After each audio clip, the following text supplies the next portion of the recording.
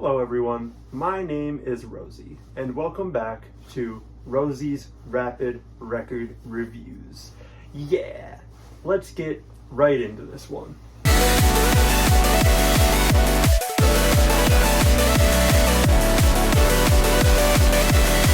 Today, we are going to be talking about Quadeca Vanisher Horizon Scraper.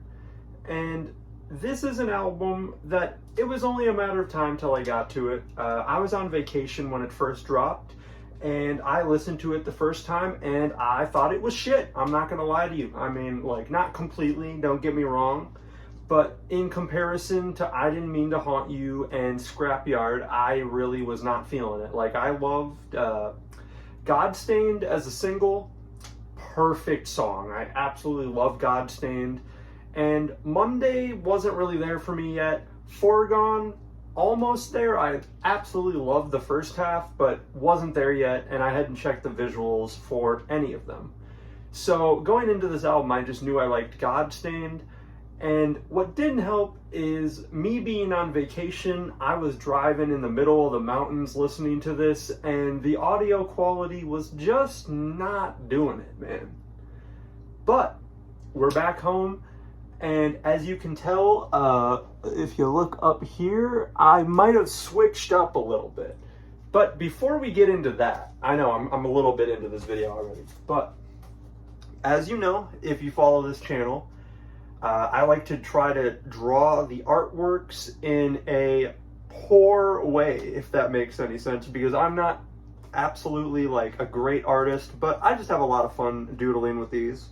And this time we have this, which I think is pretty cool. I feel like I've been using color a little bit too much lately, and I don't have colored pencils, so I just want to go with straight pencil here, and I think it ended up pretty cool. But if you want to see the actual art, you can look over here, which, wow, YouTube probably destroying it, but this is a gorgeous album cover. And while I don't think it fits as well as the YouTube visuals do, I think it is a pretty good representation of what we're getting on here.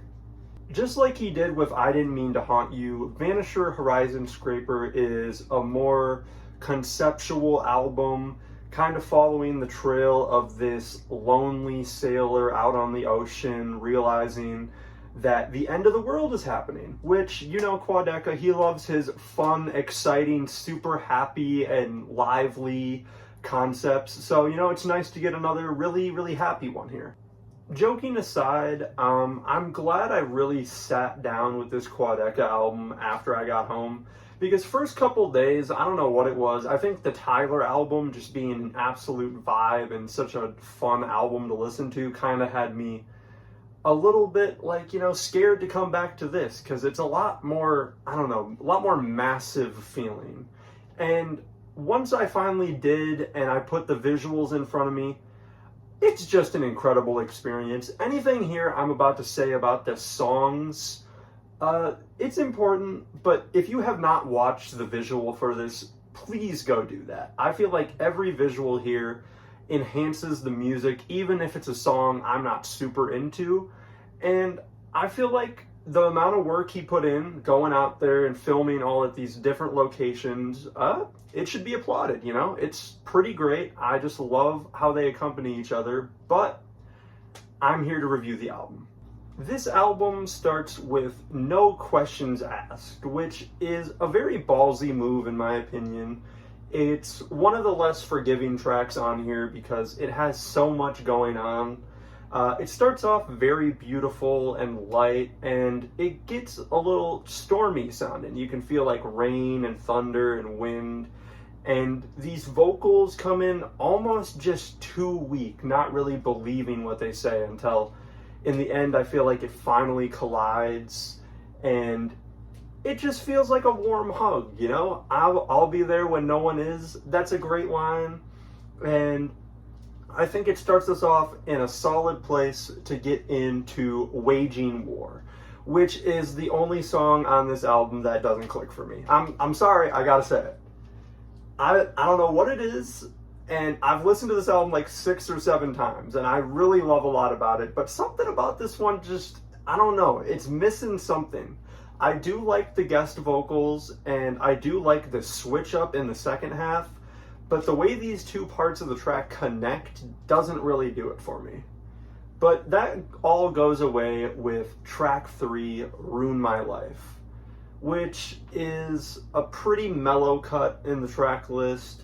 I just love how Elliott Smith it kind of feels. I've been really getting into him over these last 2 years, and it's nice to hear Quadeca going in that lane. The lyrics here really pick up, and the visuals, I'm gonna try to not bring it up too much, but they're beautiful, especially here. It's just, you're getting right on the sea now at this point into the visuals, and you can see the sun glaring in the sky, and he's just chilling on this boat. And it's such a vibe. What the fuck was that noise? Did y'all hear that noise? Because I did. I heard that noise. Godstained, which, like I mentioned in the long-ass intro, was the only one I was really feeling. And I'm gonna be real with you, the first like 20, 25 times I heard this song, I was not looking at the lyrics. I probably knew like 20% of them. Because listen to this instrumental. If you hear this and you just don't want to, you know, a little groove along, a little shuffle to it, I don't know what you're doing. It's such a good track. And the added touch of the music video, just him finding this bottle, and it really is a lot easier to piece together than just listening to his voice, because, you know, he picks up the bottle and there's not really anything of worth in there, and it just has you questioning, like, is there really anything special about a wiped up bottle from the sea that anybody could have sent?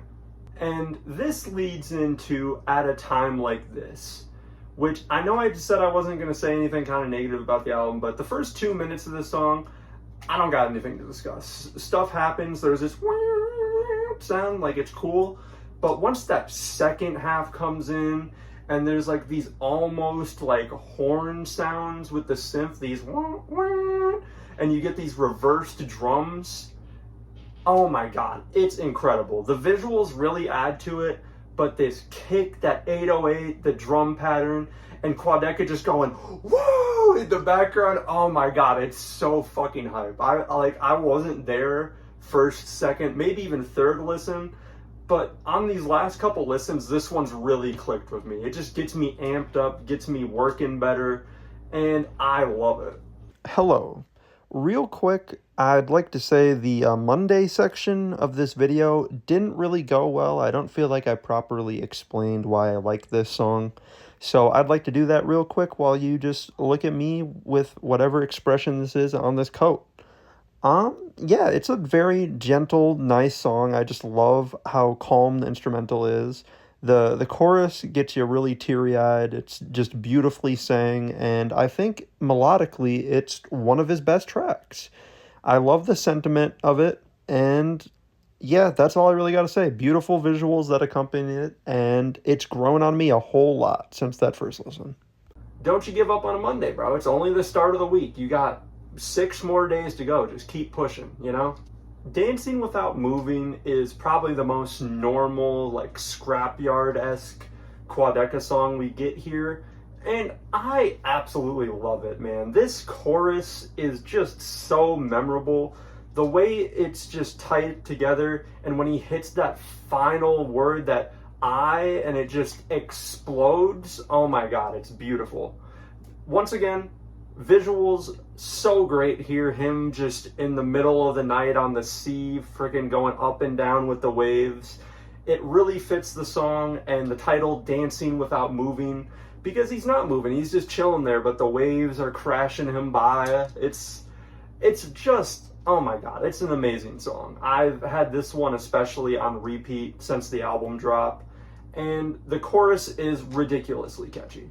The really hot streak this album is on continues with That's Why, where we get a very in-depth and personal verse from Quadeca in the first and second verse here. Really kind of digging into the I didn't mean to haunt you bag, where he's really getting deep into his emotions and what he's been going through. And I have a fan theory here that I'm going to insert and take up like 2 minutes of this video here, because I already know this is going to be way too long. I'm not, take the wrap it out, third time I've made that joke, haha, let's get to it. I think this song is connected with knots. And it's not only because he says knot at the end, and it's not only because they kind of have similar concepts song-wise, but I think the thing that really tied it together for me is watching the visual of him in this, and he's got the giant rope that's knotted together, and he's sitting there for just ages trying to untie it until he finally just throws it away. And I feel like, for me, that really symbolizes him moving on from what was striking him on knots.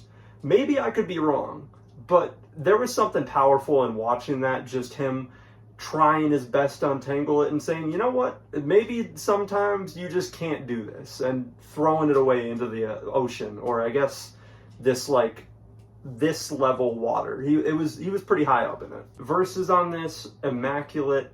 I don't know how much I like the big climactic part in this song.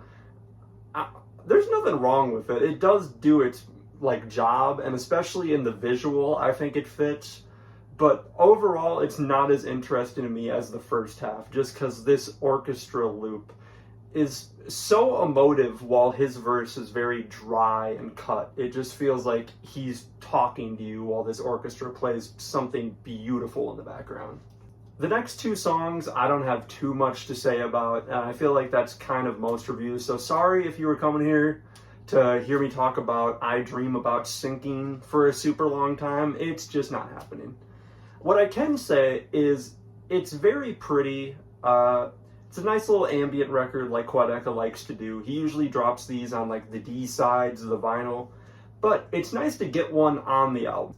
It gives the album a little time to breathe before the next track, which is Natural Causes. And this one is super depressing.